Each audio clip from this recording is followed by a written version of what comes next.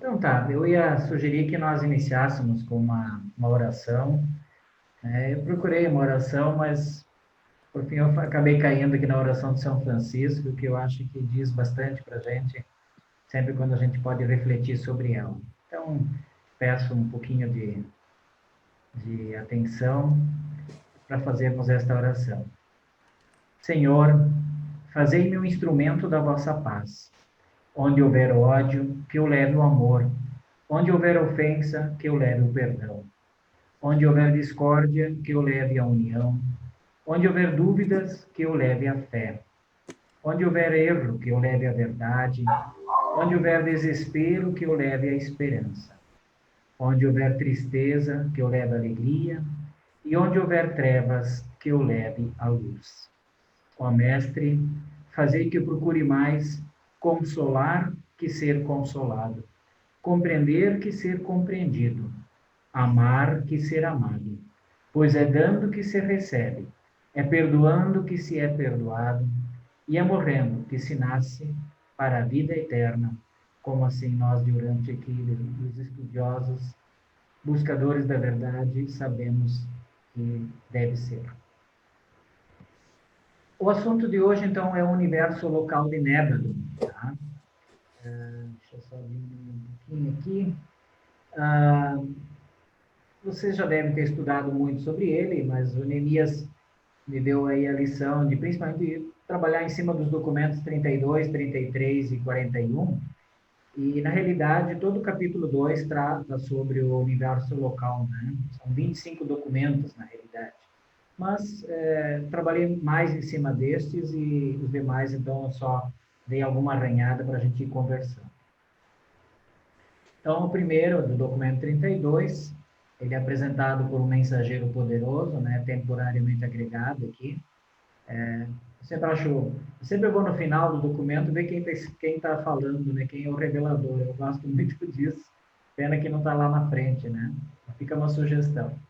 Então, ele está agregado ao Conselho Supremo de Nébado e designado, então, para esta missão por Gabriel de Sávio. Então, o que são os universos locais? Né? De uma forma muito simples, é a centésima, milionésima parte de um super-universo. Né? Trata-se de uma obra pessoal, de um filho criador do paraíso, da ordem dos Micaéis. Então, essa é a definição mais básica que sempre se tem. São formados por 100 constelações, estas, cada uma possui 100 sistemas, que podem ter, então, aproximadamente 1000 mundos habitados com seres de vida inteligente. Os universos locais, eles fazem parte de uma criação denominada tempo e espaço, né? Onde, através da técnica evolucionária, seguem o caminho da evolução gradual, do desenvolvimento progressivo das naturezas e capacidades físicas, intelectuais e espirituais das múltiplas criaturas que nelas habitam. Né? Então, esse é o sentido.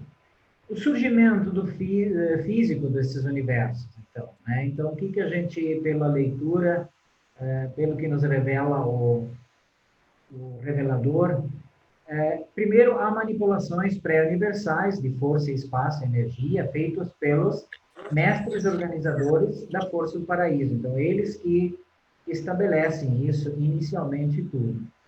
E depois, quando já há uma certa gravidade linear, é passado para a obra dos diretores de potência dos universos, dos super-universos envolvidos. Né? Então, os super-universos, dentro do seu espaço, vão lá, então, os diretores de potência trabalhar isso.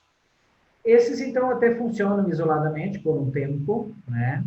Até que aquilo lá possa ser a criação para um universo local. Trabalham até que possam ter uma base material, quando, então, um filho criador do paraíso e uma filha criativa do Espírito Finito iniciam os trabalhos da criação e construção da primeira esfera arquitetônica, que depois vai ser, então, a sede central daquele universo local, no nosso caso, Salvington, né, de Nébado. Por longas idades, essas criações vão evoluindo, sóis vão surgindo, se estabilizando, planetas vão aparecendo em órbita, né? Enfim, vai se criando esses mundos, né? Primeiro, né, os arquitetônicos são trabalhados, mas as coisas vão acontecendo. Eu coloquei aqui um pouco de cosmologia para a gente melhor compreender. Lá no documento 57 fala um pouco do surgimento de Urântia, do nosso sistema solar, mas eu acho que cabe aqui para a gente também ter uma ideia, né? A nebulosa de Andronova, ela foi organizada como uma parte componente da potência física para o nosso universo local de Nébula. E isso começou, até em outra parte do livro fala que essas datas, esses anos, são mais para nós termos uma noção, porque o nosso cérebro precisa de uma linearidade. Mas 987 bilhões de anos atrás, inspetores de força, de Uversa, né, eles acharam lá no espaço algumas condições para materialização e dentro de um certo setor de Orbonto, né? 87 bilhões de anos depois, ou seja, 900 bilhões de anos atrás, é despachado, então, um organizador de força para aquela região, né, para executar, então, essa nova criação material que estava surgindo, né, por essa nebulosa, que geralmente começa através de uma nebulosa. 875 bilhões de anos, ou seja, 25 bilhões de anos depois, foi iniciado o desencadeamento do turbilhão de energia que transformou isso num vasto ciclone, né?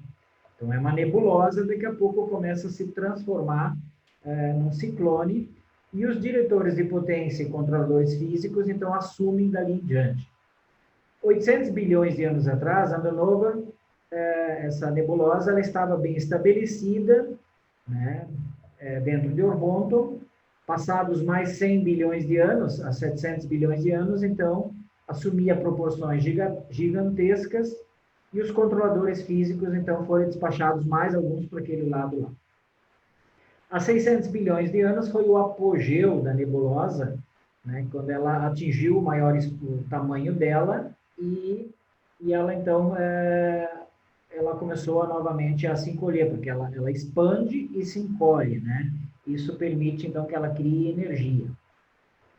Mais ou menos, então, há 400 bilhões de anos, quando ela, então, iniciou esse período de recaptação, a gente diz, né? Muitos sóis vizinhos menores foram sendo capturados para o centro. Mais ou menos naquela época, 1 milhão de anos depois disso, o Michael de Nebadon, filho criador do paraíso, escolheu esta nebulosa para que estava em desintegração, ou seja, ela ia, expandia, como local para a sua aventura da construção de um universo. Então, ela foi o início ali, pelo entendimento que se tem.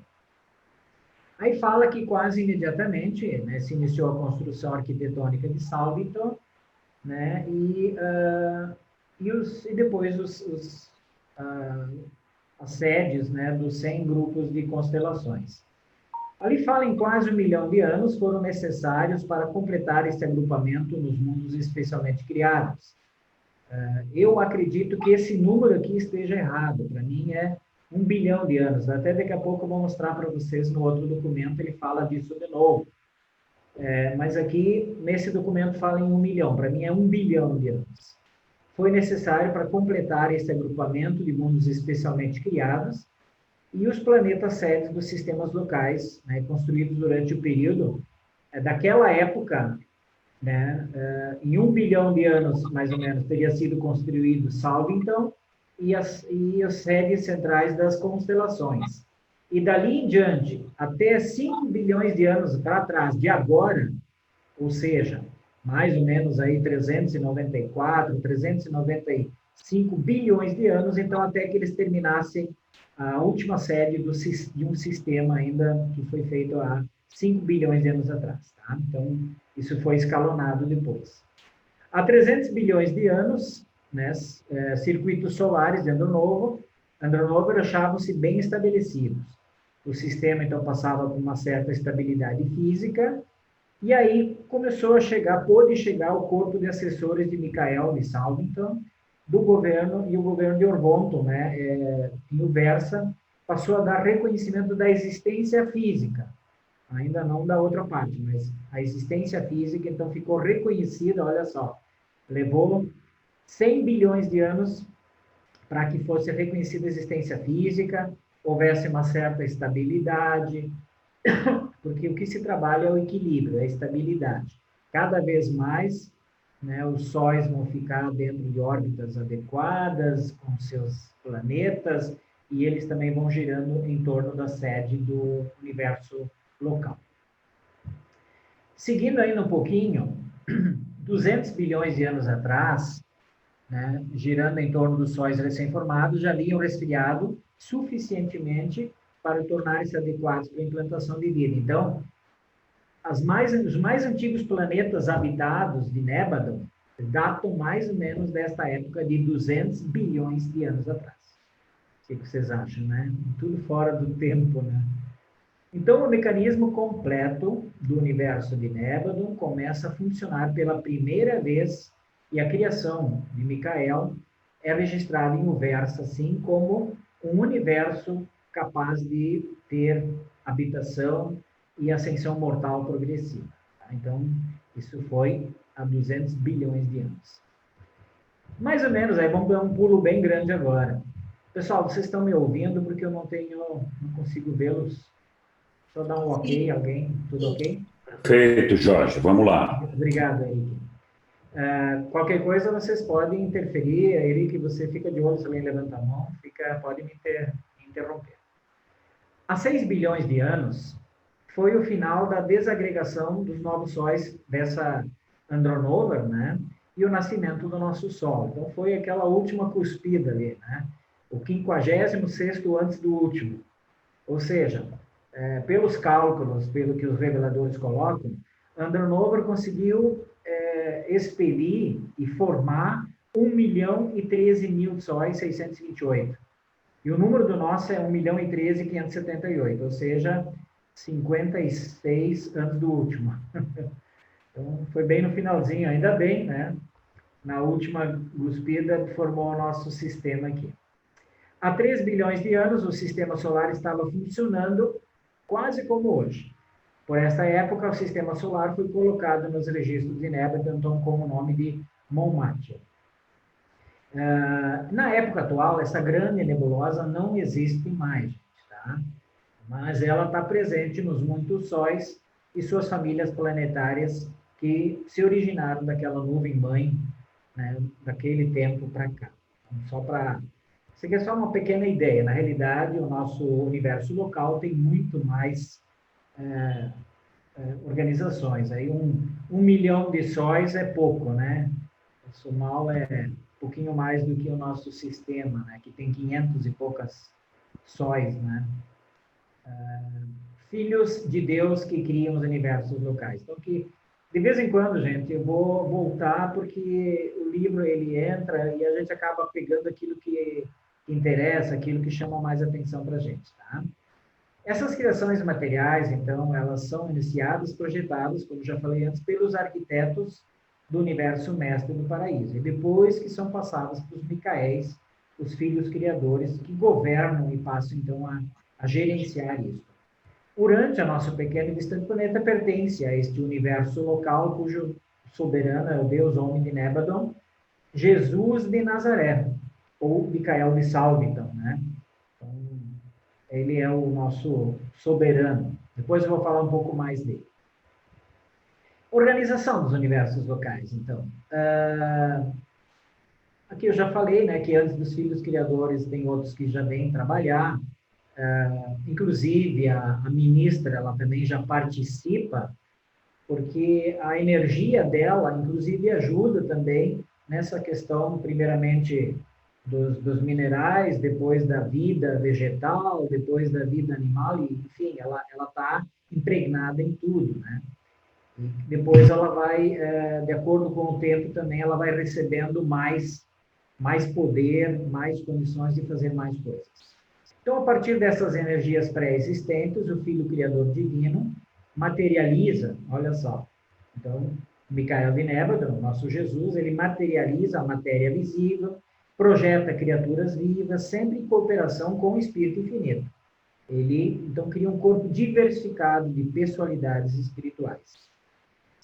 A primeira criação de Nébadon foi, fisicamente, a sede arquitetônica, a capital, Salvington.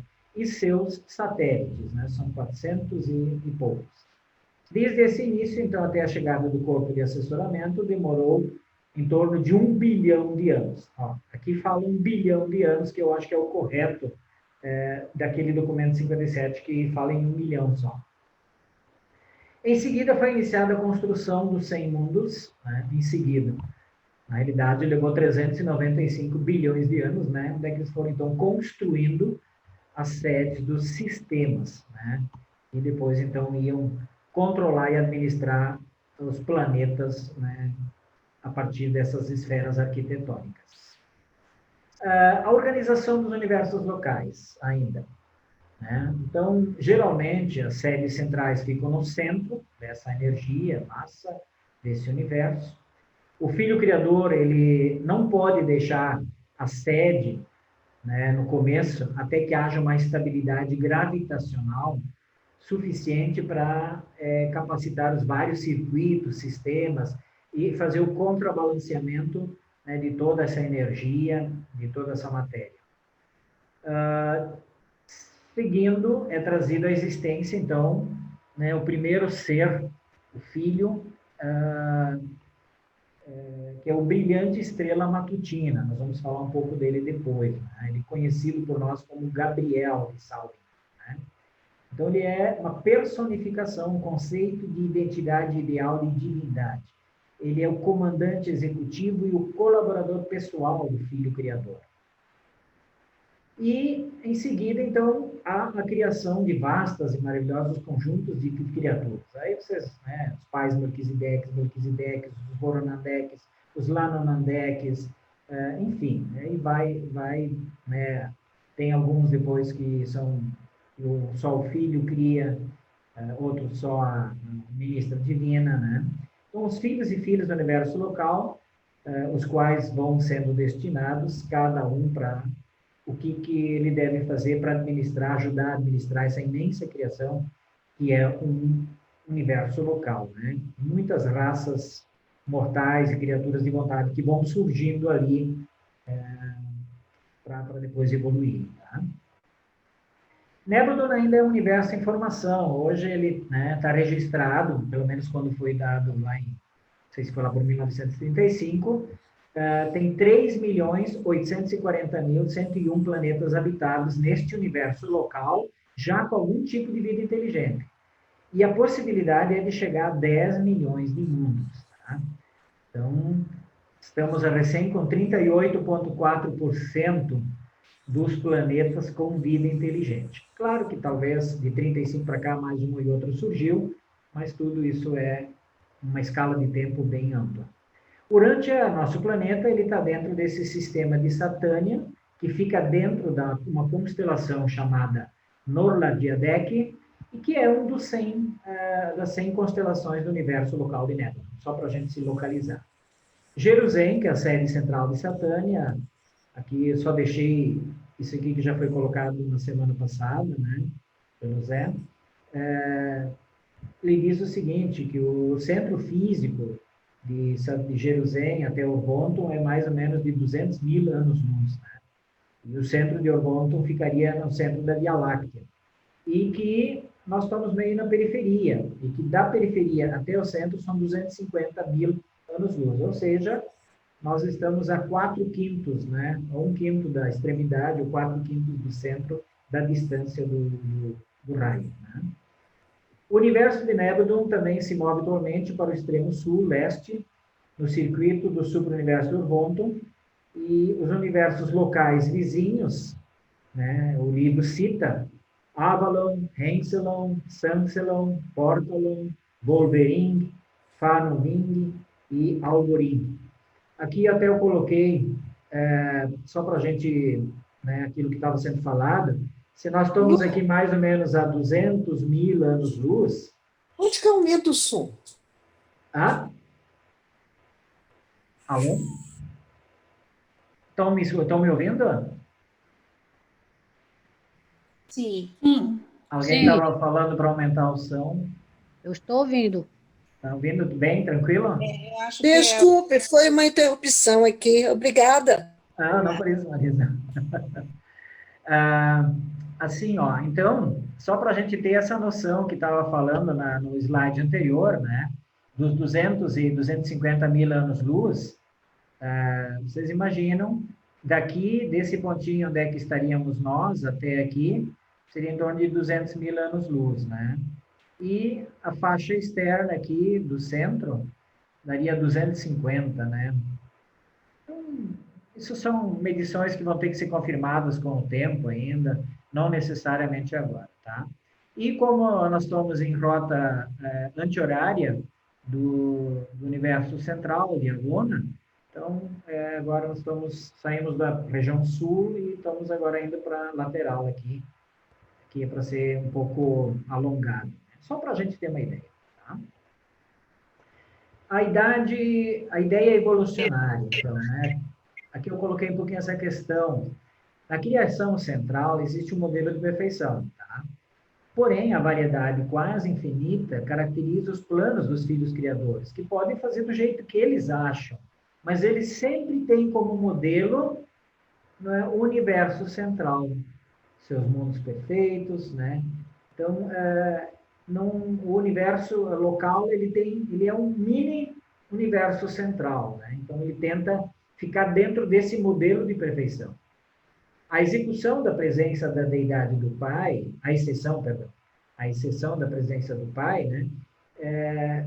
O revelador fala que tem praticamente todas as atribuições, questões administrativas que existem no universo central, também existem nos universos locais. Então, como se fosse uma duplicação da organização administrativa. Tá?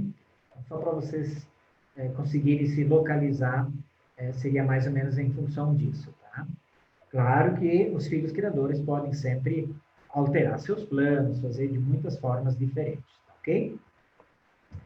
A relação de Deus com o universo local, tá? Então, entrou esse tópico também. A gente sabe que Deus não está pessoalmente no universo local, né? Mas ele é representado pelo Filho Criador. O Filho Criador representa o próprio Pai. Então, a lei do Filho Criador, dos pais das constelações, do soberano sistema, dos príncipes planetários, eles prevalecem. Não há divisão da autoridade. Claro que aqui nós tivemos o problema da rebelião. Mas, de uma maneira geral, os universos locais funcionam bem. E o nosso universo local, apesar desse problema da rebelião, ele é considerado um exemplo de como ele está se harmonizando e está evoluindo de uma forma muito bacana, muito perfeita.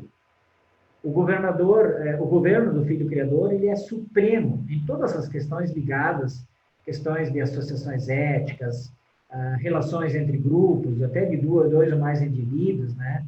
Então, claro, isso não quer dizer que o Pai Universal não possa interferir. Ele até pode, mas geralmente ele não faz isso, né? Ele deixa para que o Filho Criador e a sua ministra divina administrem, organizem, né, o universo que eles estão criando.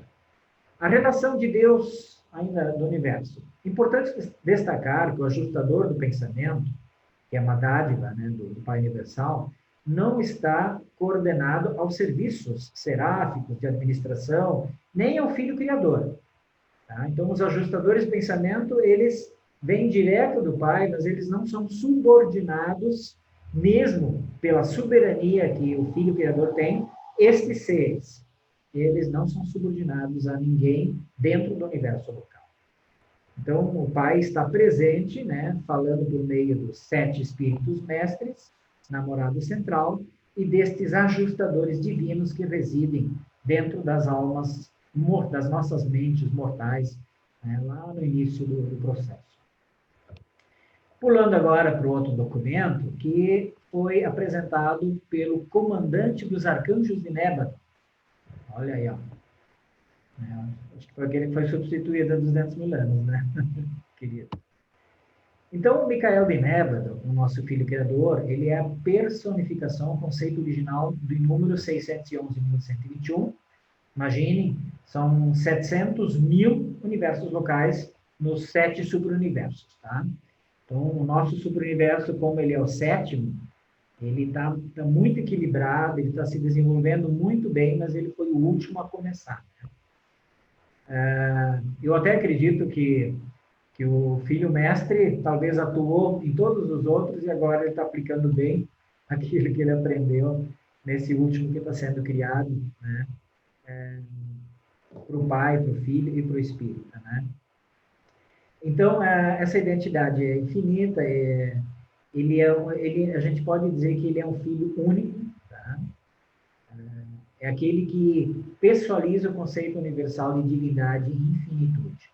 A sede central está na mansão Tríplice da Luz, em Salvington. Então, quando vocês passarem ali por Salvington e souberem dessa mansão, vocês sabem que é ali que ele mora, tá? Por que Tríplice da Luz? Porque ele viveu, né, a existência como criatura inteligente, a parte espiritual, moral e material. Material, a última foi como auto-outorgado, Jesus de Nazaré aqui em nosso pequeno planeta, nos confins do nosso super-universo. Micael de Nébadon, né, ele hoje é um filho mestre. O reino dele, né, ele tem todos os atributos e poderes divinos que o próprio Filho Eterno, né, teria se tivesse aqui em Salvington. Até fala o seguinte, que Micael possui um poder e autoridade adicionais, pois ele não personifica apenas o Filho Eterno, mas ele também representa o Pai Universal.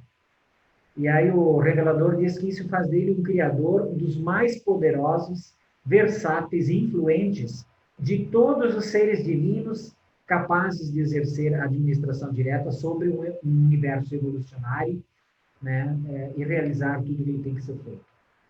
O nosso universo, e para todos os seus mundos habitados, o Filho Soberano, em todos os intentos, para todos os propósitos, para nós, é Deus. Esse Filho e o seu espírito materno, coligado, são os nossos pais criadores. Até falo, para vós, Micael, o Filho Criador é a personalidade suprema, a deidade infinita. Lá no final ainda vou falar um pouquinho sobre isso, que é bem interessante. E ele personifica, então, o Pai Filho do paraíso, tanto é que foi dito, né, todo o poder no céu e na terra foram atribuídas para o nosso soberano. E como ministra divina, ele se tornou filho mestre, né, depois da última auto-outorga. Ele também é depositário da divindade infinitamente manifestável do Pai, Filho e do Espírito. Não há outro ser no universo que possua tais qualificações, né, para uma soberania solitária. Embora a sede central do Micael esteja oficialmente em Salvington, ele passa, né, muito tempo fora. Eu me lembro da brincadeira que o Marcos Dalmolin falava, né? Ele vai jogar bocha, vai pescar, vai sair, né? Não, mas ele passa muito do seu tempo visitando sedes centrais das constelações, sistemas e até mesmo planetas individualmente. E de vez em quando ele também viaja para o paraíso, né? E frequentemente para a sede do nosso super-universo, que é o Versa, participando do conselho com os anciões dos dias. Né? Quando se encontra fora de Salvington, quem comanda aqui é o Gabriel de Salvington, então, que fica de regente do nosso universo de Nébula. Não fica nunca desamparado. Ele não é obrigado, Micael não é obrigado mais a ficar por aqui. Né? Ele pode sair, que as coisas vão continuar acontecendo. O Filho e o Espírito do Universo. Então, agora falando um pouquinho sobre essa questão dele e da ministra divina, né? O Espírito Infinito, ele penetra todos os universos do tempo e do espaço. Funciona a partir da sede central de cada universo local. Então, essa ministra divina, ela, antes eu já falei, ela vai ganhando poderes, eles vão se ampliando. Quando, há 400 bilhões de anos, Micael veio para esse universo, ela estava junto e fazia uma grande parte das coisas acontecerem também. Depois, quando o universo foi reconhecido, os pais, né, os espíritos mestres, passaram para ela ainda mais um outro poder, né, uma luz. O livro fala, a luz saiu de lá e veio até ela, né, e ela então passa a perceber mais ainda o universo onde é que ela entra, onde é que ela permeia com a energia dela. Então, ela, ela é independente do espaço, né? Até fala que ela é do sexto grupo de espíritos supremos, os espíritos supremos, né? E também é o mesmo número do Micael de Nebadon, 611 e 121, desta ordem dela. Tá? E ela se voluntariou, não foi obrigada a acompanhar Micael. Né? Ela se voluntariou para vir fazer essa criação, talvez eterna, né, do universo de Nebadon. Então, em todos os detalhes da administração, o filho criador e o espírito materno atuam como uma co-diretora. O filho funciona como um pai, o filho criador, no universo local. O espírito faz o papel de uma mãe e sempre apoia o filho criador em tudo nos seus esforços para estabilizar o governo e manter a autoridade nos mundos que eles, então, são responsáveis e que eles criaram e que eles iniciaram. O Filho e o Espírito do Universo ainda, né? O Filho Criador de Nebadon, ele completou então a 7ª auto-outorga, né? Nós acompanhamos isso, tornou-se Filho Mestre e nesse instante ele também terminou para a ministra divina aquelas incertezas do isolamento. Ela se tornou real, não só para ele, mas para as outras criaturas todas que estavam aqui no universo local. Ela tornou-se de fato o Espírito materno do nosso universo, perante as hostes reunidas, ela declarou a sua subordinação ao filho, prometendo-lhe fidelidade, obediência e fazendo aquela proclamação. Todo o poder no céu e na terra foi entregue nas suas mãos. E ao mesmo tempo, Micael de Nebadon também reconhece, né, a sua eterna dependência desta companheira espírito criativo materno, que fica como co-governante, né? E realizando a proclamação da igualdade. Ele proclamou que ela é tanto quanto ele, né, emitida também de forma pública. Então, a ministra divina passa a ser companheira criativa do Filho Criador, e estes consideram as criaturas dos seus reinos como seus filhos e filhas. Ou seja, uma grande e gloriosa família, cuja responsabilidade, todavia, são incalculáveis e cuja vigilância é infindável. Né? Se para a gente já é difícil criar 2, 3, 4 curumim, né? E dirá eles com esses trilhões que eles têm que cuidar. Gabriel de Salvo, então, agora nós vamos falar sobre uma brilhante estrela matutina, né? É o primogênito, então ele tem características maravilhosas, inclusive algumas coisas além daquilo que está presente no seu pai e na sua mãe, que é o filho criador e a filha criativa, né? Ele tem uma versatilidade inimaginável. Ele é capaz de uma ampla compreensão, porque a mãe dele é dos espíritos, né? E o filho criador também é espírito, mas, né, do filho eterno. Então ele consegue abarcar essas duas forças e ter uma relação fantástica, tanto com as criaturas espirituais como as materiais evolucionárias. E ele tem um contato e uma compreensão muito grande com ambas as partes. Gabriel de Salvo, então, é o comandante executivo, então, do universo de Nebadon, e o árbitro, todos os apelos executivos, né, que dizem respeito à sua administração, tudo isso ele controla. Inclusive, ele faz coisas também para Orvonton, né? Toda vez que Orvonton tem alguma determinação para o nosso universo, é ele que capitaneia para se realizar aquilo que eles desejam. Tem sob o seu comando um corpo capacitado de assistentes, criado para esses trabalhos especiais, né? Ele pode empregar qualquer ordem de seres celestes que tiverem dentro do universo de Nebadon, né? Porque ele comanda, inclusive ele comanda os exércitos dos céus, as hostes celestes. Os embaixadores da Trindade. Aqui eu coloquei um pouquinho também sobre esses seres, né, que geralmente eles vão até os super-universos e até os setores maiores e menores, mas a gente é brindado, né, com a presença achei muito bonito esses dias, alguém falou da família Dias, né, com a união dos Dias, que é o Emanuel de Salvo. Tá?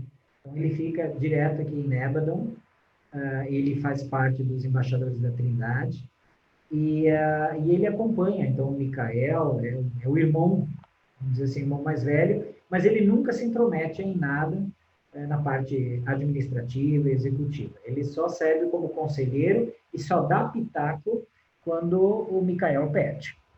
E ainda existe, né, na família Dias, como diz o outro colega, os fiéis dos Dias que chegam que também são seres trinitarizados, né, e que assistem os governos nas sedes das constelações.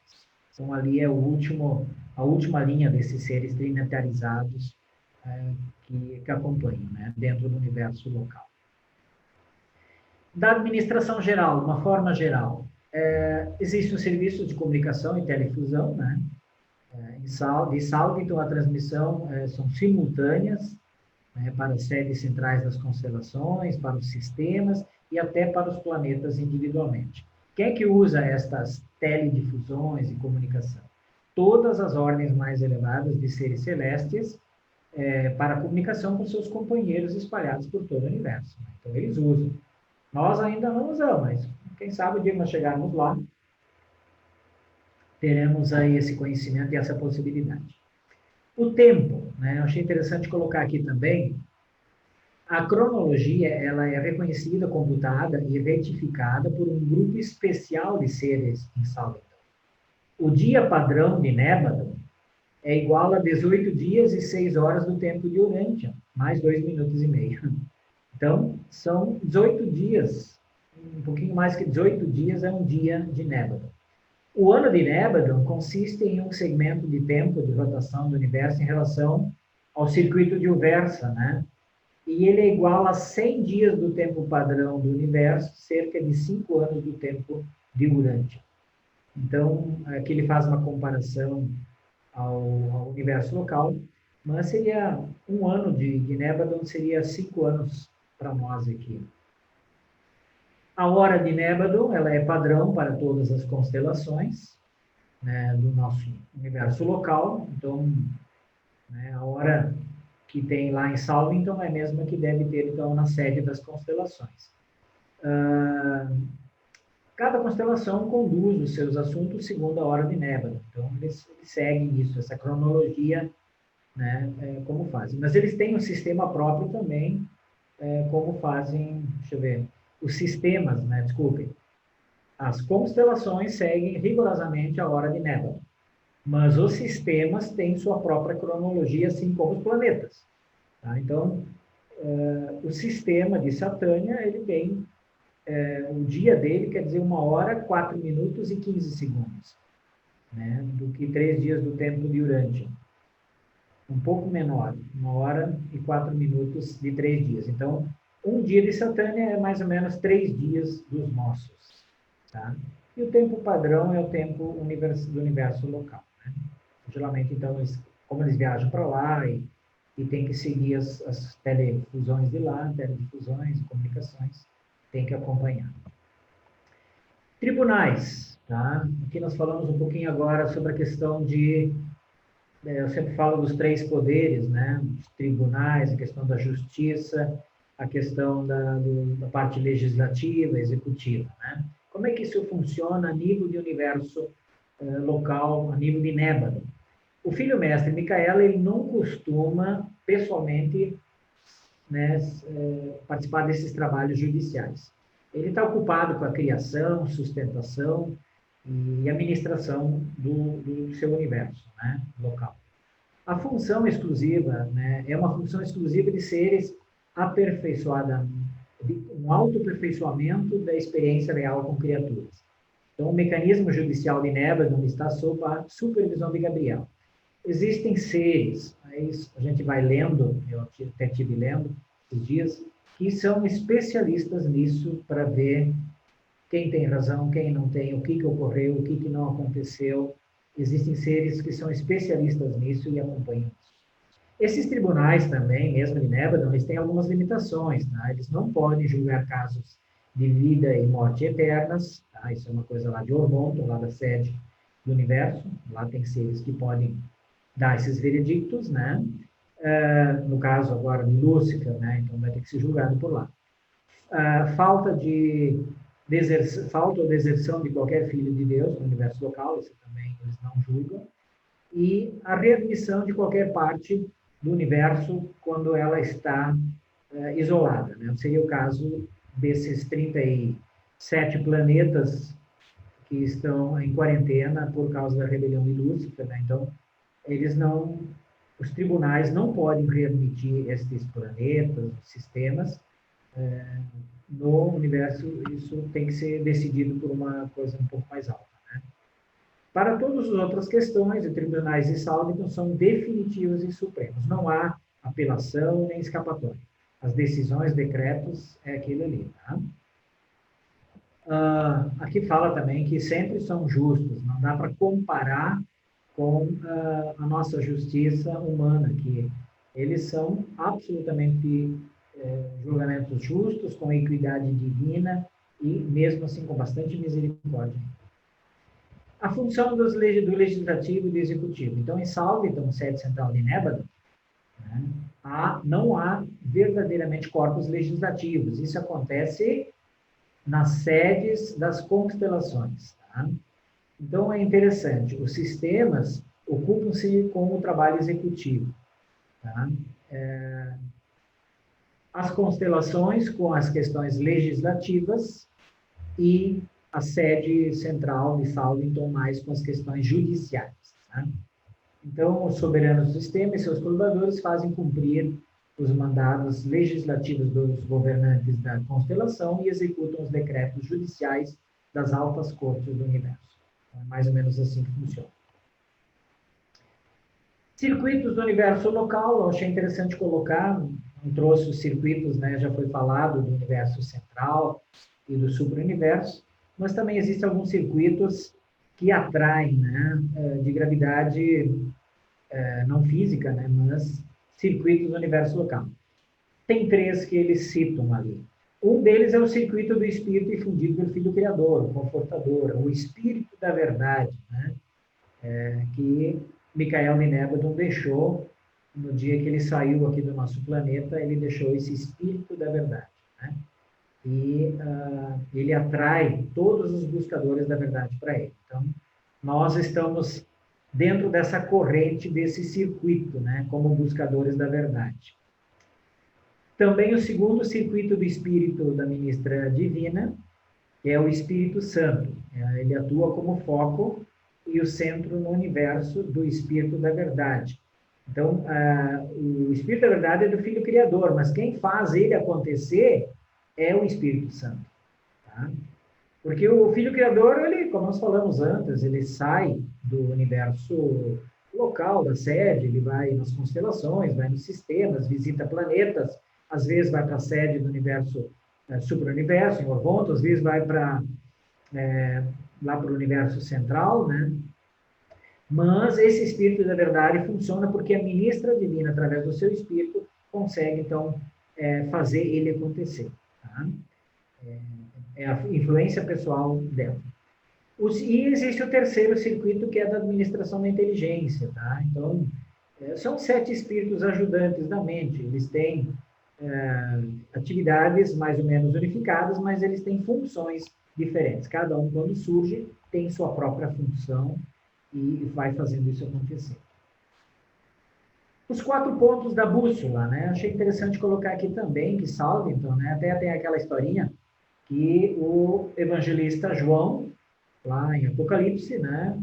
Ele viu no sonho dele algumas coisas, ele viu um trono saindo, relâmpagos, trovões, vozes, e ele fala das 4 bestas, né? E aí, então, no livro, o revelador comenta sobre isso. Na realidade, o que ele viu? Ele viu a teledifusão saindo de Salvington. Então, na realidade, eram luzes que estavam saindo, né? E essas criaturas de controle direcional do universo local, eles chamam de bússolas vivas do mundo sede, eles são 4 criaturas maravilhosas.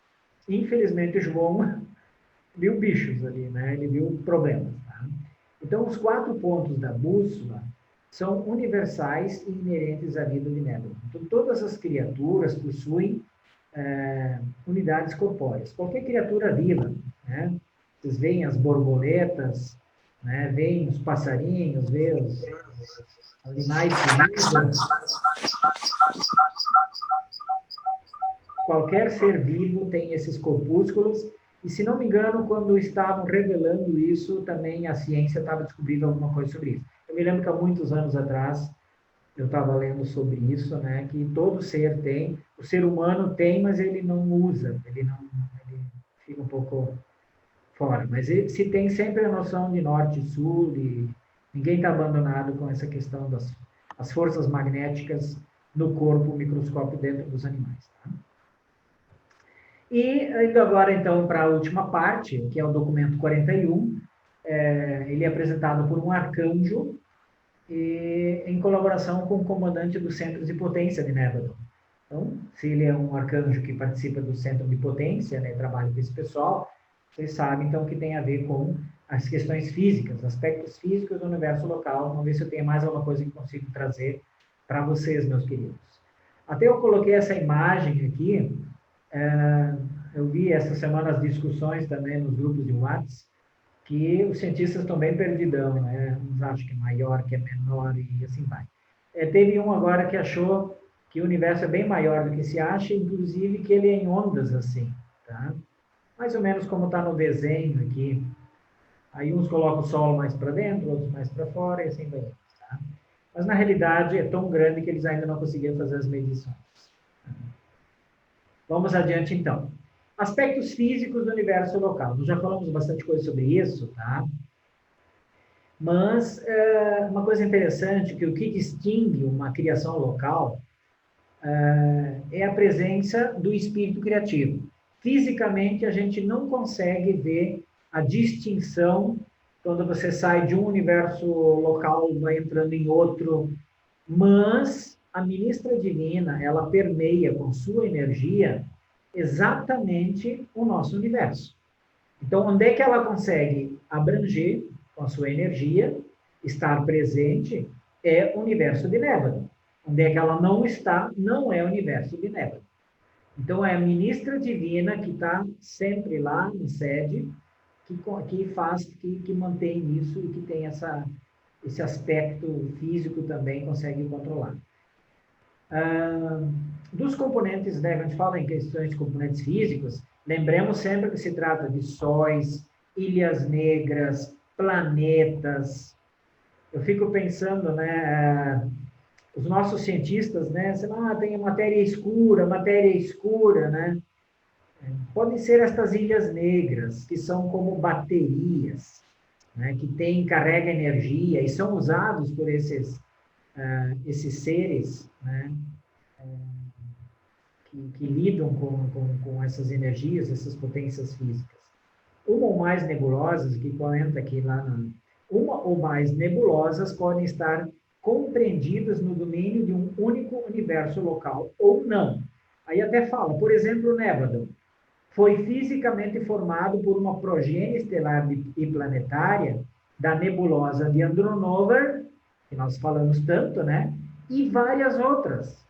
Aqui a gente já vê bem claro que não é só aquele 1 milhão de sóis lá, são muito mais, tá? Mas estas devem apresentar sempre uma certa movimentação mínima comum no espaço, para que realmente, então, elas se pertençam ao mesmo universo local. A constituição da nuvem local da estrela de Nevadon, tal é a constituição da nuvem local de estrelas em Nevadon, que hoje gira em uma órbita cada vez mais estabilizada em torno do centro de Sagitário, naquele setor menor de Orvonton ao qual vossa criação local pertence. Quando chega o Filho Criador, então, né, ele começa a organizar o universo local, esses centros supremos de potência, que são seres e mestres colaboradores físicos, eles colaboram, né, com supervisores de poder mononcial. Esses supervisores de poder mononcial, eles surgem um pouco mais adiante, tá? Eles são criados. Mas eles produzem um vasto complexo de linhas de comunicações, eles controlam tudo isso, circuitos de energia, canais de poder e força, que vinculam os múltiplos corpos espaciais de Nevadon em uma unidade administrativa integrada. Tá? Então, existem, né, circuitos, forças que a gente não enxerga, não são todos eles falados aqui. 100 centros supremos de potência de quarta ordem, né, estão designados em nébula e funcionam no centro exato de energia. São seres que recebem as linhas de força que chegam de Uversa, a alta tensão, né? São reduzidos, modificados aos centros de potência das nossas constelações e sistemas. Então, é como se fossem uns rebaixadores de energia. Ela vem muito forte, então ela é diminuída e segue novamente. Esses centros de potência atuam mantendo o equilíbrio e a distribuição das energias. Estes não se ocupam, né, com alterações transitórias, como manchas solares, perturbações elétricas de sistema. Não, é uma coisa maior do que isso. Tá? E essa esfera arquitetônica de Sauron, então, como a de Edentia, como a de Jerusalém, elas são iluminadas, aquecidas e energizadas por métodos que as tornam totalmente independentes de sóis do espaço. Ou seja, pode ser que elas estejam logo ali adiante, mas nós não conseguimos nem enxergar. 10 centros supremos de potência, então, de quinta ordem, são designados para cada uma das constelações. Depois, as de sexta ordem, assim vai indo, né, para os sistemas, tá? Então, vai se baixando, né? Em Edentia, há 10 contradores mecânicos associados e 10 frandalanques, em ligação perfeita e constante com os centros de potência vizinhos. O que é um frandalanque? Eu acredito que nem os engenheiros elétricos aí não sabem direito, né? Mas pelo que eu li, pelo que eu pude entender, eles são seres que conseguem ligar e desligar, né, energia. Tipo interruptores. Tá? Se tiver algum engenheiro mecânico, sinta-se à vontade para me corrigir aí. Muitas ilhas escuras são como imensos dínamos que mobilizam e direcionam certas energias do espaço. E tais circunstâncias naturais, logicamente, são utilizadas por esses centros de potência. Agora eu vou falar um pouquinho dos sóis, dos congêneres, né? Os sóis de Nebula, já que nós estamos falando do universo de Nebula, eles não são diferentes dos de outros universos. A composição material dos sóis, ilhas escuras, planetas, satélites, né, meteoros, ela é muito parecida, tá? Esses sóis têm um diâmetro, no caso, em média, de 1.600.000 quilômetros. O nosso é um pouquinho menor, eu acho que é de 1.300.000 quilômetros, mais ou menos, é o nosso Sol. Até eu estava olhando esse vídeo que alguém mandou no WhatsApp, acho que foi o Milton, o Reniz, né, da estrela mais próxima, que são 3 estrelas, né, que andam juntas lá. Mas aí mostra esse diâmetro aí. Mas tem espaço para todas elas. Isso é uma coisa que eu acho interessante, não sei se todos vocês sabem disso, mas é uma coisa que sempre me chama a atenção. Os sóis, os sistemas solares estão, né, bamboleando aí pelo espaço, mais ou menos como 12 laranjas estariam dentro circulando no interior de Urântia. E se nosso planeta fosse oco? Vocês têm uma noção disso, gente? Quem sabe do diâmetro de Urântia? As meninas aí respondendo, quero ver, Ana, sabe? Qual é o diâmetro de Urântia, da Terra? Sabes? São em torno de 12.000 quilômetros, tá? Vocês conseguem imaginar 12.000 quilômetros? Uma esfera com esse diâmetro, 12.000 quilômetros. É daqui até onde? Até nos Estados Unidos? Bom, é o diâmetro da Terra, tá? É daqui até o Polo Norte lá, um pouquinho mais. Dentro dele, 12 laranjas bamboleando. Mais ou menos esta é a distância entre um sistema solar e outro. Então tem lugar para todo mundo aí, tá? E é difícil de se bater. Não se preocupem com isso, tá? E além disso, estão sendo organizadas ainda. Aqui eu trouxe a questão do cálcio, não sei se ela é interessante. Como é que nós estamos com o tempo? São 9 horas, agora 21 horas. Isso aqui são coisas mais para químicos, mas eu acho que dá para passar ainda, tá? Tenho, além desse, mais uns 12 slides. Vocês sabiam que o cálcio, né? O cálcio é uma das matérias, das matérias mais que mais existem em todo o nosso universo de Oort. Tá? Os reveladores falam que não tem espaço vazio. Ao atravessar o espaço, algumas vezes, ele é ligeiramente modificado pelas várias formas de energia e matéria que circulam por todo esse espaço. Então, ele está cheio desses dejetos ambulantes, sódio, cálcio, mas eles são têm forma de átomos, tá? Ou menor que isso, né? Ultímatons. O cálcio é o elemento principal que permeia a matéria do espaço de Oort. Todo o superuniverso está cheio de pedras altamente pulverizadas, e essa pedra é literalmente a matéria básica para a construção dos planetas e esferas do espaço.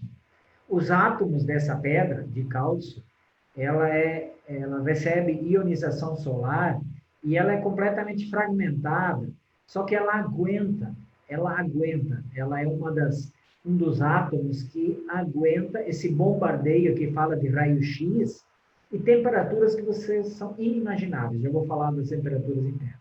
Então, o átomo de cálcio ele tem 2 elétrons na última, para quem conhece um pouquinho de química, no último círculo dele tem 2 círculos, tem 1 elétron em cada. Só que ele acaba perdendo nesse circuito eletrônico dele o último elétron. E aí o penúltimo, ele fica pulando entre o último e o penúltimo. Gente, ele faz isso mais de 25.000 vezes por segundo. Então, são números que a gente não consegue entender, tá? Mas isso permite que ele consiga ter uma habilidade de cavalgar raios de luz. Então, ele consegue fugir de dentro do Sol, por causa desses 25.000 vezes por segundo que o elétron pula para lá e para cá, ele consegue ficar, né, junto com o raio de luz e sair o universo afora e indo para tudo que é lugar. Tá? A temperatura interna dos sóis, ela é bem mais elevada do que se imagina, né? Quando a gente fala, os cientistas sempre falam, tem 3.300 graus, tem 5.000 graus, 4.000 graus, né?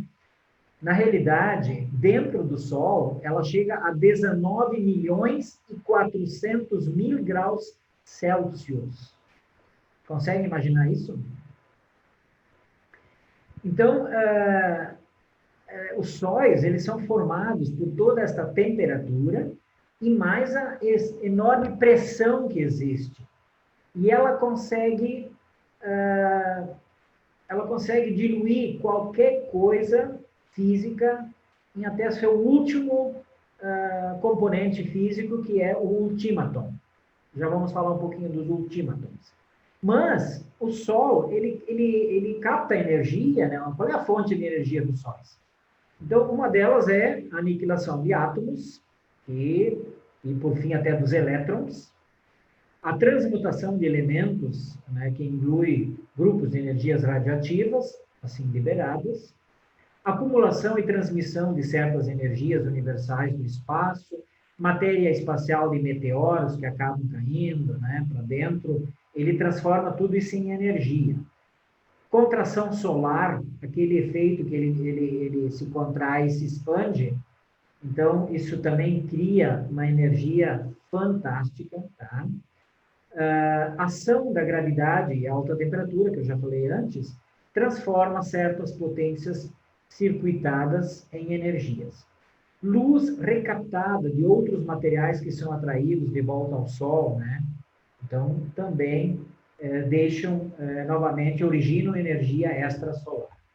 Então, essas temperaturas de 19.400.000 graus Celsius, associadas a uma pressão de gravidade maluca, como ponto de ebulição eletrônica, nestas condições, todos os átomos são degradados, fragmentados nos seus componentes eletrônicos últimos, tá? Ali fala em componentes ancestrais. Nem os elétrons não subsistem. E acaba, né? Mas os sóis não são capazes de degradar o ultímatons, que é cada 100 ultímatons podem formular um átomo. Mais ou menos isso, tá? E esses ultímatons, olha só, essas temperaturas solares aceleram enormemente os ultímatons e os elétrons. Uma gota de água comum contém mais de 1 bilhão de trilhão de átomos. Essa seria a energia de mais de 100 cavalos vapor exercida continuamente por 2 anos. Somente os sóis que funcionam nos canais diretos das correntes principais de energia do universo podem brilhar para sempre. Os outros não conseguem, tá? Então, existem essas energias que vêm do universo central, eles estão carregando sempre esses sóis e eles nunca vão acabar. Tá? Não é o caso do nosso Sol, mas aqui vocês vão ver que é bem interessante. Átomos e elétrons, eles estão sujeitos à gravidade. Esses ultimátons não estão sujeitos à gravidade local, mas são totalmente obedientes à gravidade absoluta ou do paraíso. Então, é assim que o paraíso controla os sóis, né? Controla essas imensas, né, bolas de energia, porque os ultimátons, eles só obedecem à gravidade absoluta do paraíso, e não à gravidade local. Então, acho que é por ali que eles conseguem fazer esses controles, tá? O vosso próprio centro solar irradia quase 100 bilhões de toneladas de matéria real. A vida de um Sol torna-se estável depois que a temperatura interna máxima é atingida e depois que as energias subatômicas começam a ser liberadas. Ou seja, ele se estabiliza.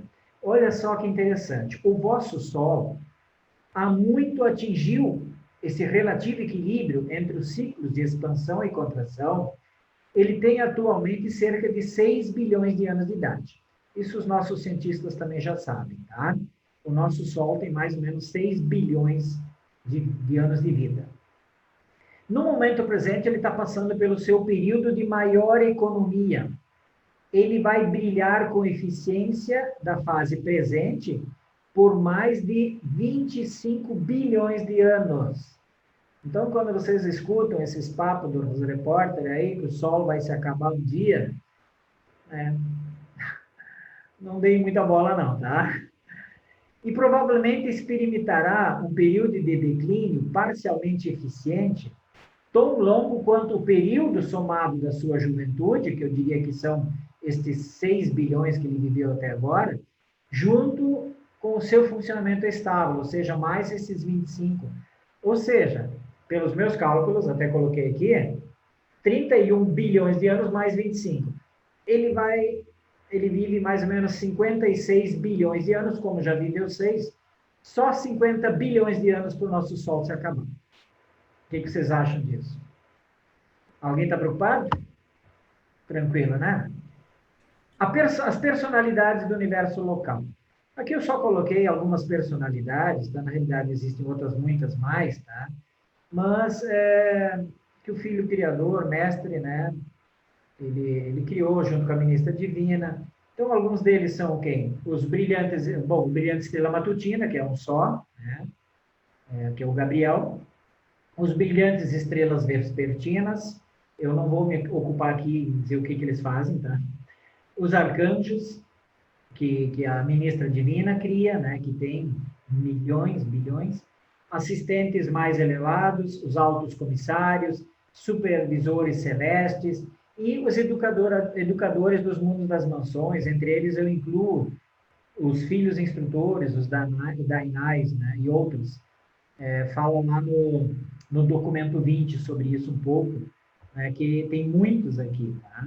Então, antes de deixar o universo de Nébadon, será dado, antes da gente deixar, né, será dada a maioria dos mortais de Urântia a oportunidade de servir por um período como membros do corpo de supervisores celestes de Nébadon. Vocês viram ali, né? Tem os supervisores celestes, a penúltima linha de personalidades. Quase todos nós, se nós conseguirmos ir adiante, vamos ser engajados nesse grupo aí, de alguma forma, para ajudar a trabalhar.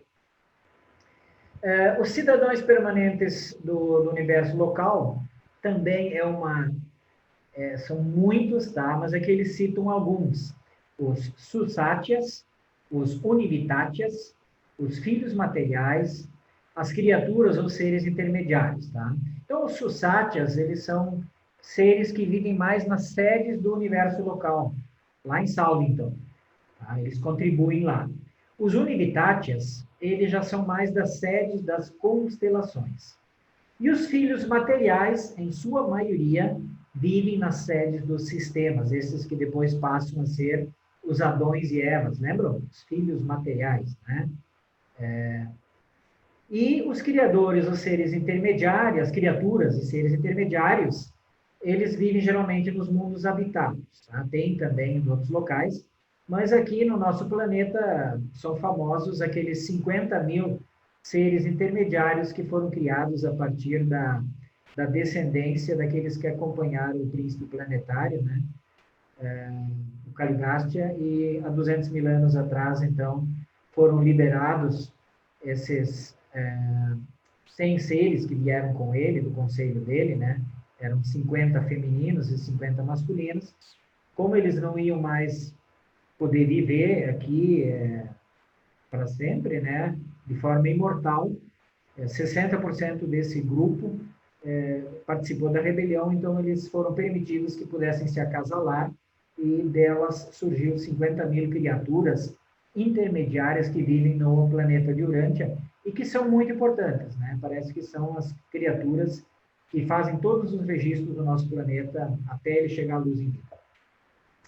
Além da ordem seráfica e da ordem mortal, há ainda inúmeros seres ligados à manutenção e ao aperfeiçoamento desta gigantesca organização que é o universo de Nébula. Tá? Ainda fala que ainda agora tem mais de 3 milhões de mundos habitados, ou seja, os 3 milhões e 800 mil mundos. Os vários tipos de vida das esferas arquitetônicas, aqui também coloquei, como fala de Nébula, né? Existem também muitos outros tipos de vida que frequentam as esferas arquitetônicas. Aqui não estou falando dos planetas materiais, gente. Existem 647.591 esferas arquitetônicas no nosso universo local e existem seres que trabalham nelas.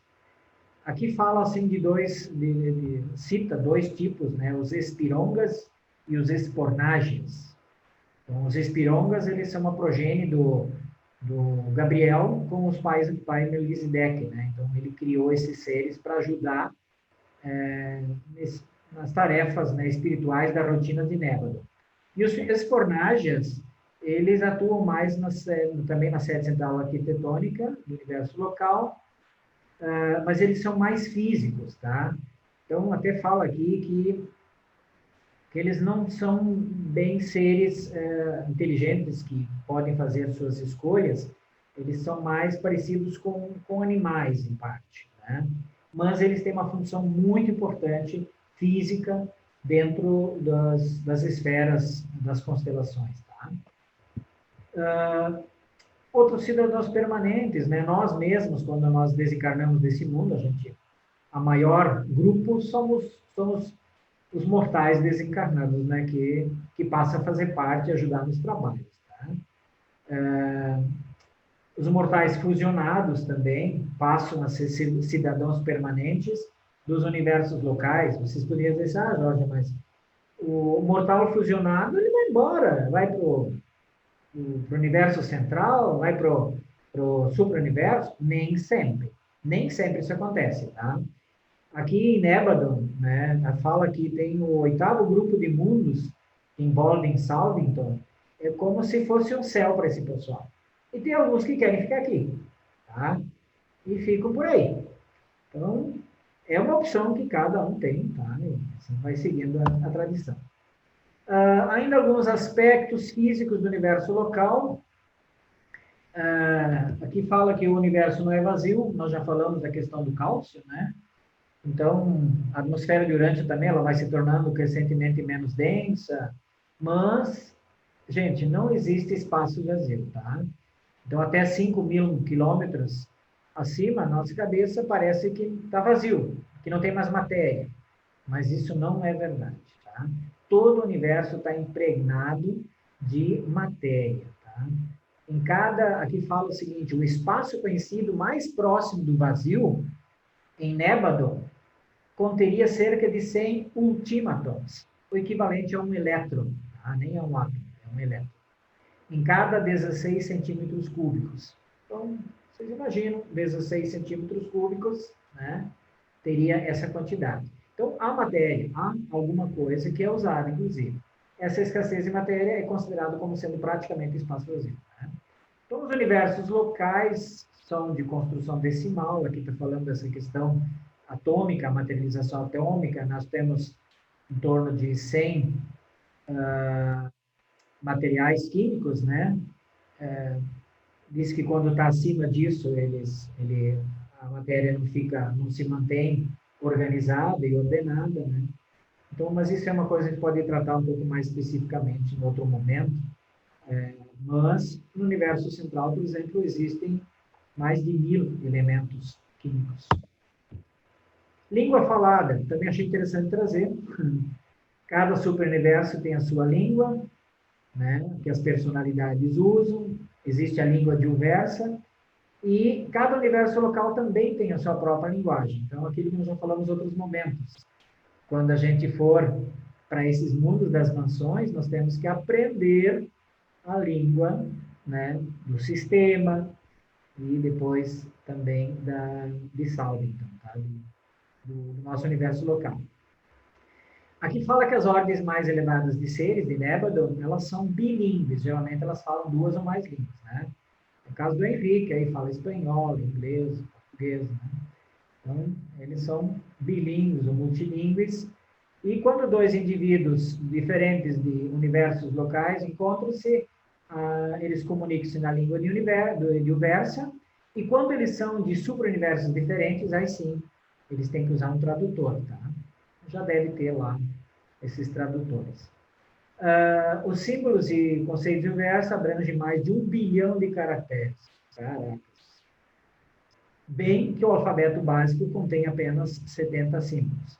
A língua de Nebadon não é assim tão elaborada. Ela tem mais ou menos 48 caracteres, tá? Os chineses têm, né? 2000, eu acho. Acho que é bem... A língua de Nebadon, então, nós poderíamos... num discurso aqui fala o seguinte, que num discurso de meia hora, pela língua de Nebadon, você poderia discorrer sobre a vida mortal inteira do Urantiano. Né? A vossa única esperança de compreender essa transação é a gente pensar, aqui dá uma dica, né? A técnica da vossa vida desordenada e deturpada nos sonhos. Então, quando a gente sonha, sabe quando o cara vai para um acidente e quase morre, a vida não corre toda ela na frente em questão de segundos? Mais ou menos isso, tá? Eles conseguem fazer isso, tá?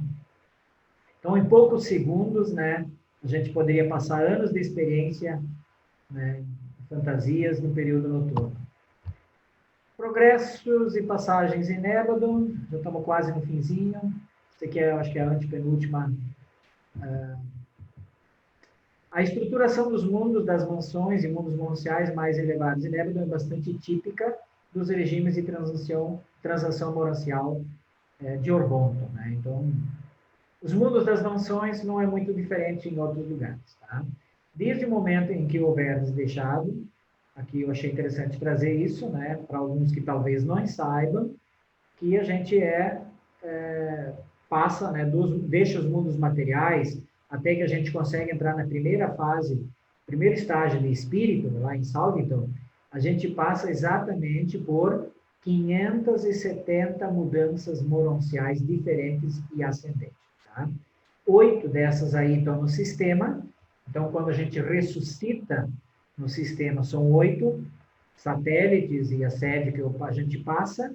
Depois são 71 na constelação e 491 quando a gente esteja lá em Salvington. Então, em redor de Salvington tem 490 mundos ainda que a gente passa também, totalizando 570, tá?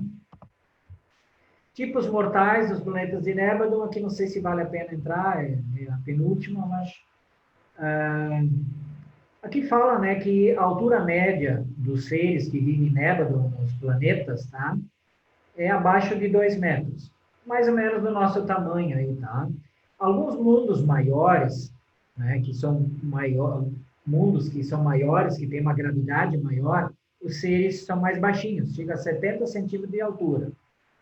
e as estaturas de mortais variam, então, passando pelas médias da altura dos planetas de tamanho mediano, chegando a 3 metros. Então, os mais baixinhos, 70 centímetros, os mais altos, 3 metros, um pouquinho abaixo de 2 metros, 1,80 m e 1,90 m é a média. Nós estamos na média, né? A maioria dos planetas habitados é povoado por tipos de seres respiradores, inteligentes, tá? Mas há também ordens mortais que vivem, são capazes de viver em mundos sem ar. Os mundos habitados de Orvonton, esse tipo totaliza menos de 7% que vivem em planetas que não têm ar. Em Nébadon, isso é menos ainda, é em torno de 3% dos planetas habitados com seres inteligentes é sem ar. O restante tudo tem algum tipo de ar. E em toda a Satânia tem apenas 9, né, mundos.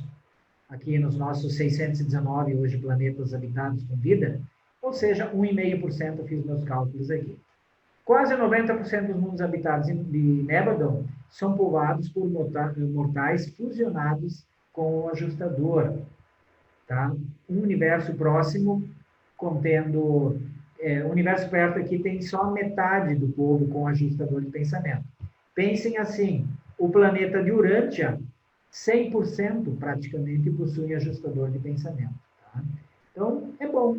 90% possuem ajustador e já estão em caminho e evoluindo. Tá?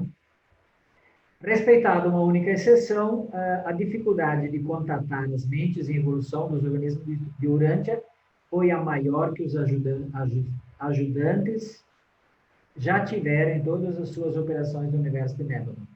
Ou seja, a turma aqui de Urântia não é muito fácil. Tá? Nesse mundo de Urântia, desenvolveram-se muitas formas de fenômenos, eles chamam de limítrofes, de combinações confusas dos tipos mecânicos não ensináveis e ensináveis não mecânicos de resposta do organismo.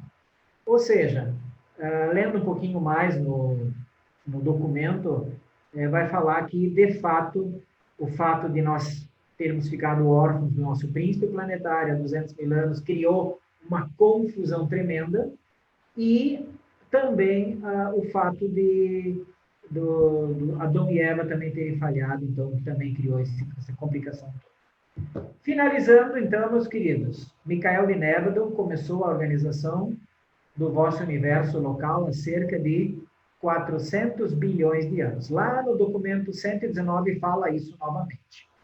Tá? Então, são 400 bilhões de anos que ele já está trabalhando por aí. Tá?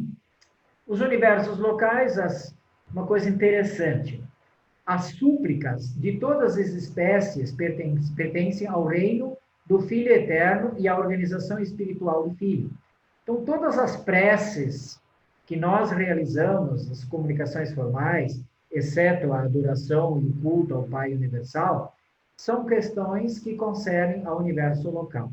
Estão dentro do domínio da jurisdição do Filho Criador, ou seja, cada oração que vocês fizerem, cada petição, cada dificuldade que vocês coloquem, vai ao Filho Criador soberano do nosso universo. Tá? Então, os cultos de adoração dão ouvidos às preces dos seus súditos peticionários, de todas as suas respectivas criações. Para os filhos do universo local, o Filho Micael é Deus, para todos os fins e propósitos práticos. Ele é a personificação no universo local do Pai Universal e do Filho Eterno. Tá? Então, pessoal, desculpe, um pouco maçante, tá? Mas espero ter contribuído de alguma forma e estou aberto também para questionamentos, para discussões que nós possamos fazer. Parabéns, Jorge. Muito obrigado. Muito bom, muito Foi muito obrigada. boa a sua apresentação. Muito bom. Muito interessante. Não, Excelente, dormiu, Jorge. tudo bem? Obrigada. Bom demais, gente. Fala, Sueli. Está com a mão levantada, Sueli. Não, eu bati palma. Obrigado. Muito Na bom. realidade, são coisas que todos vocês já devem ter lido, né? Eu não sei se teve alguma coisa que pôde ser acrescentado, recordado, relembrado. Eu aprendi umas coisas interessantes. também, Muito muito. Eu obrigado. também. Bom, viu? Uma Muito bom, Jorge. Muito obrigada. Uma retrospectiva de detalhes técnicos, científicos e químicos.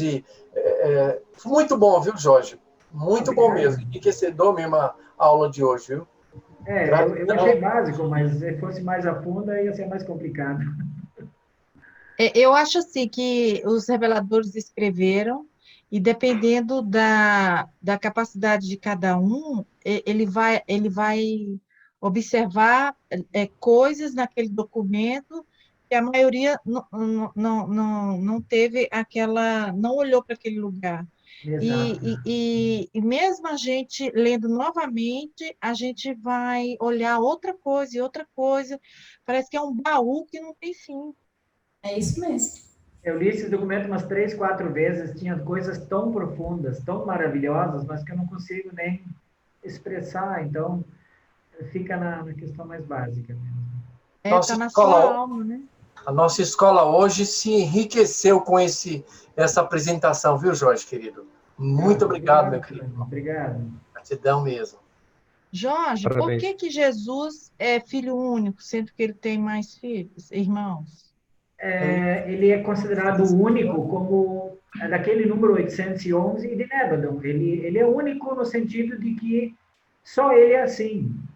Mesmo que tenha mais outros 699 mil filhos criadores, cada um é único. Cada um teve as suas experiências, tanto materiais, espirituais, como moranciais. E eles evoluíram com isso, né? É como você, Isabela. Você é uma humana como todas as outras, mas você é única. Deu para entender? Entendi. O Aélio quer falar. Ele está com a mão levantada. Oi, Aélio, desculpe. Jorge, parabéns. A tua apresentação foi excelente. Você Obrigado. se destacou, para mim, pelo menos, porque você fala com muita segurança e não se prende muito à leitura dos textos. Você vai adiante. Isso, para mim, é especial, prova que você estudou muito. E Henrique falou no início que ele aprendeu um pouco. Eu aprendi muito hoje. Mas, por hora, eu quero te perguntar apenas com relação à função judicial dentro do nosso universo local. Que você deixou muito claro que Micael não se envolve nesse assunto, ele tem Julgamento de judiciais. julgamento. Esse julgamento provavelmente tem a ver com os mortais, na sua grande maioria, e provavelmente esse julgamento tem a ver até com extinção. Ele diz que ele não julga os seus filhos, né? Não é do interesse dele julgar os seus próprios filhos. E ele julgaria quem se não são seus próprios filhos? Ninguém. Então tem função judicial que não vai que não vai fazer nada, é isso? Não, ele considera todos como seus filhos, então ele não entra nessas questões, né, de julgamento. Existem seres especializados, né, que podem fazer isso melhor. E é que nem você ser pai, mãe, é difícil você julgar o teu filho, né? Perfeito. Acho que é mais ou menos nesse sentido, Hélio. Perfeito, eu entendi. Ele não quer para si essa tarefa de julgar ninguém. Ele tem, por delegação, tem seres específicos para isso. Mas a parte relevante da minha pergunta é o seguinte. Os mortais de Nébadon vão ser julgados aqui, em Nébadon. Não vai passar para outro superuniverso. Vai ser julgado por esse superuniverso. Não vai adiante. Então, é isso que eu queria entender. Quer dizer, um universo não vai julgar as faltas de outro universo. Não, é um assunto daquele universo, etc. Isso. Nessa linha aquelas 4 exceções que falam lá. Mas como exceção, como uma regra, o que acontece aqui vai ser julgado aqui, não vai adiante. Certo? Isso. A regra extrapolando. Lúcifer vai ser julgado aqui, nesse universo. De Nébadon. Ou vai adiante? Eu acho que ele vai adiante. Não vão ser os anciãos de dia desse universo que vai julgar Lúcifer. Não. Ele cometeu a falta em Satânia, que é uma fração que é uma fração do nosso superuniverso. Esse assunto vai passar do nosso superuniverso. Não, Ele não vai ser julgado aqui. Teria que ler os documentos de Lúcifer, mas eu, se não me engano, quando eu lia, só que agora teria que reler eles novamente. Ali fala que ele vai ser julgado por seres acima. O próprio Cristo Micael fala isso, né? Sim, mas ele é um Nanandek, ele já tem Voranandek, já tem ancião de dia que são acima dele. A questão é geográfica mesmo, não é nem com questão de autoridade. Eu, na verdade, estou te complicando, não precisa responder. Eu só não quero perder o costume. Tá bom, eu estou grato. Parabéns mais uma vez. Você realmente não é apenas um leitor de texto. Obrigado. Um abraço. Eu queria dar uma palavrinha aí sobre essa pergunta do nosso companheiro. É que o julgamento, quando diz respeito à continuidade da personalidade ou não, né? Por exemplo, o caso do Lúcifer é um pecado, né? Porque é uma rebelião consciente contra o próprio pai, contra o próprio Micael. Esse julgamento não é feito por Micael, nem na esfera dele, porque o pai, o criador, ele não julga o filho. Então, ele vai para o estágio, para o julgamento pelos anciões dos dias, no nível do superuniverso. Então, os julgamentos, eles têm os níveis, né, se é no sistema, ou se é na constelação, ou se é em Salto. Mas somente o julgamento... E o Lúcifer seria uma questão de julgamento para a vida eterna. Então, isso não é feito aqui pelos tribunais do universo local. Desculpa, até me lembrei agora. O universo local não... Fica na alçada dos anciões de vida eterna, de morte para ser extinguido. Isso mesmo. Obrigado por lembrar. Ô, Jorge, então esse julgamento seria um julgamento administrativo, né? Para pôr ordem na casa, né?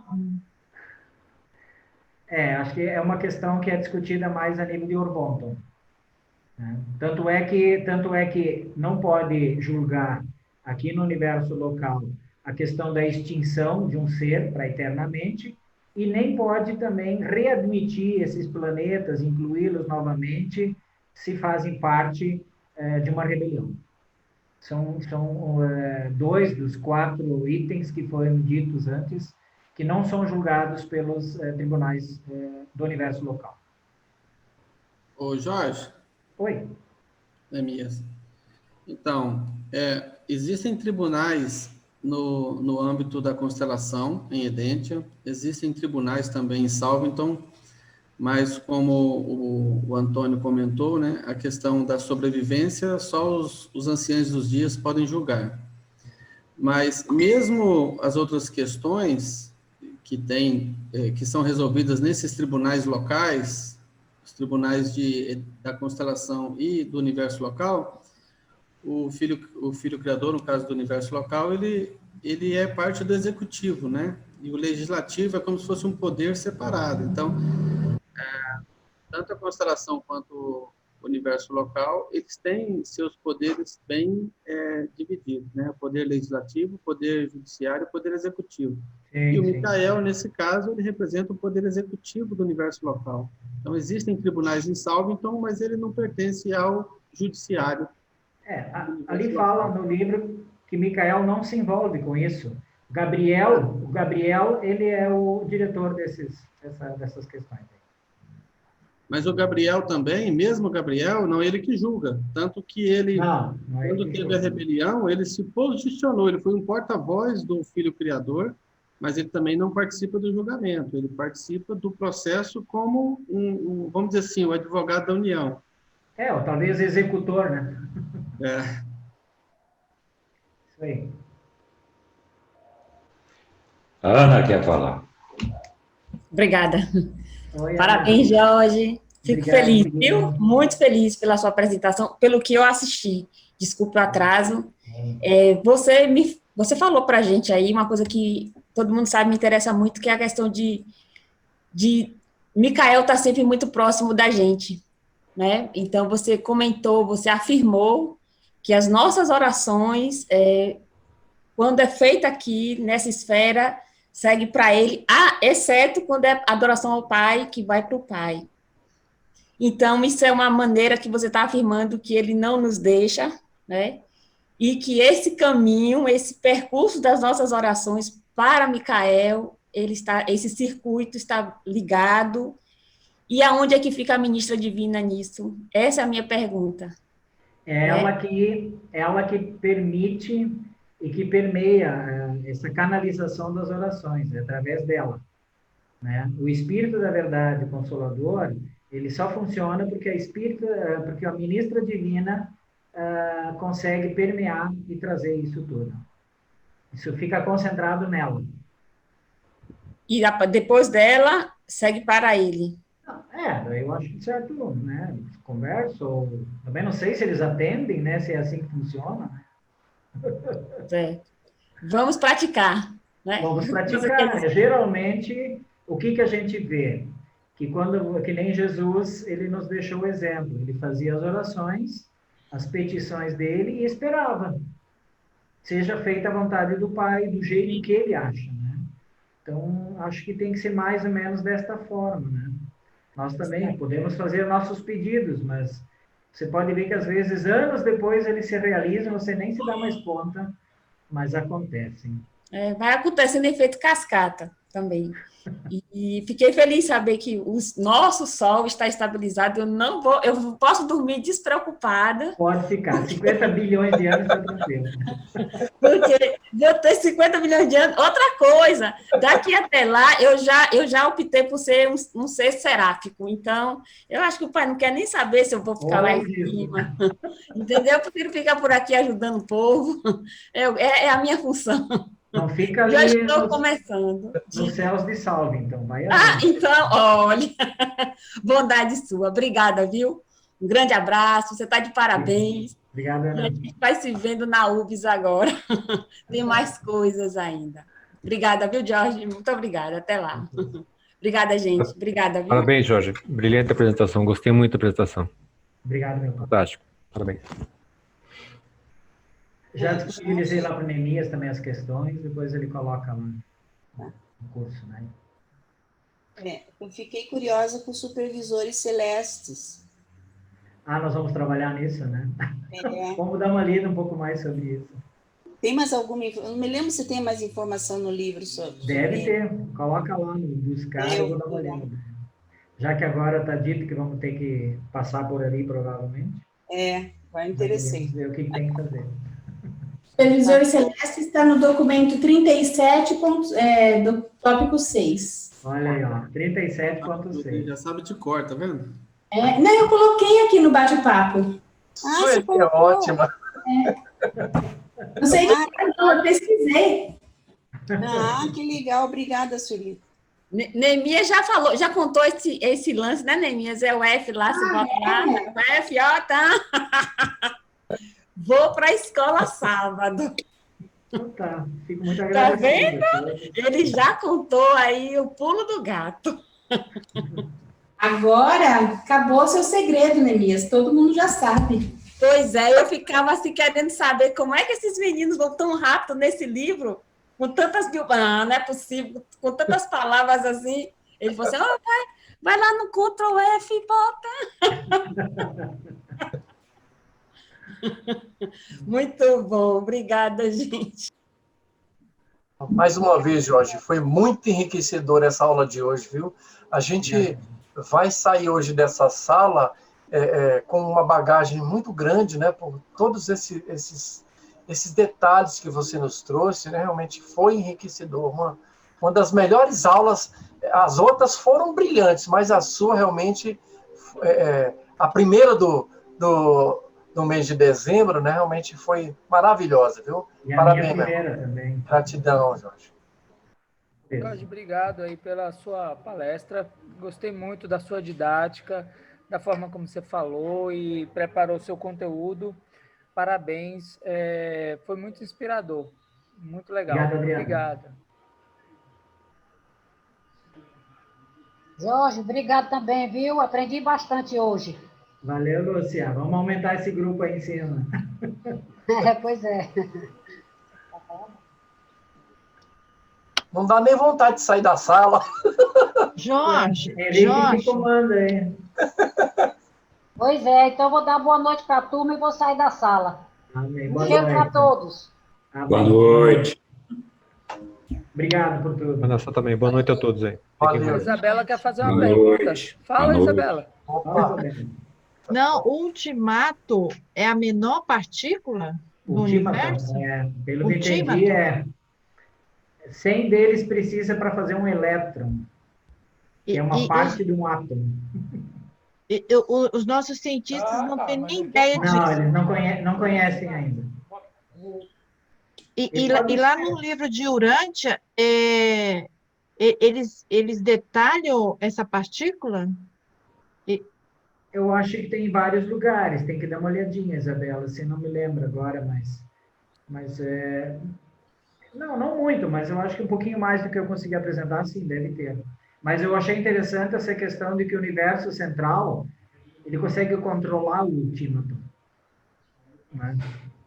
Isso eu achei muito interessante. Nossa, Então, que ele consegue eu também manter achei. isso, Aham. o circuito deles. Uhum. Muito Boa noite, obrigada, Jorge. gente. Boa noite a todos. Boa noite, Rosângela. Obrigada. Pessoal, boa noite, viu? Até logo. Nemias, qualquer coisa precisar, também Boa fala. noite. Boa noite, Lilian. Boa noite, Rosângela. Boa noite. Da física aí, aproveita para ganhar o próximo Nobel de Física, né? Convidar a turma, né, para a semana que vem. Qual é o tema semana que vem? Semana que vem, Edente e Jerusalém. Então, quem vai fazer? Nemias. Opa, alô, Presente. Vocês estão sem convidado, Bom. então me esqueci, eu ia fazer uma propaganda aí. O problema é que esse pessoal tá tão bom, né? Que agora fica difícil superar, hein? Você é bom. Ah, mas que bom, né? Que tem bastante gente para dividir o trabalho. Muito bom. Então tá. Muito boa noite, pessoal. Parabéns. Jorge, muito bom o trabalho. Muito legal, viu? Obrigado. É isso mesmo, hein? O que o Henrique falou aí, Jorge. Obrigado por ter aceitado o convite para vir participar aí do corpo que leciona aí. Foi muito legal e enriquecedor para a gente mesmo. Obrigado. Obrigado, Adriano. Qualquer coisa, eu tomo à disposição, tá? Ô, Mantovani, você sofreu para chegar aqui hoje, hein? Boa noite para você. Ô, Mantovani. Boa noite, gente. Boa noite, Jorge. Boa noite a todos. Boa noite, meus amigos. Boa noite. Bom descanso a todos. Bom final de semana. Até logo. Tchau. Tchau. Até mais.